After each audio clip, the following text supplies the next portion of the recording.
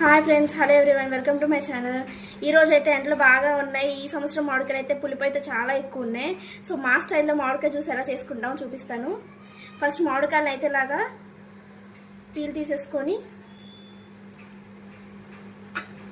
గుజ్జు అయితే తీసేసుకుందాం. మామిడికాయ అయితే గుజ్జు మొత్తం తీసేసుకున్నాం అండి. ఇప్పుడు దీన్ని మిక్సీ గిన్నెలో వేసేసుకుందాం.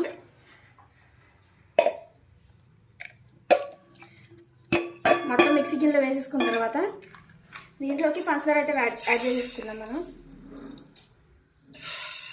ఎందుకంటే బాగా పులుపు ఉన్నాయి కాబట్టి మనం తినలేము పంచదార లేకపోతే, అందుకని పంచదార అయితే యాడ్ చేసేసుకుందాం.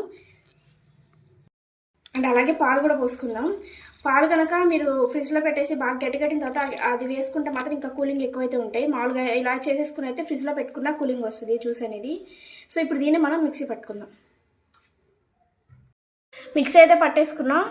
ఇప్పుడు దీన్ని గ్లాస్లో వేసేసుకుందాం. సో ఫస్ట్ కొంచెం సబ్జా గింజలు వేసుకొని కాస్తంత జ్యూస్ వేసేసుకోండి.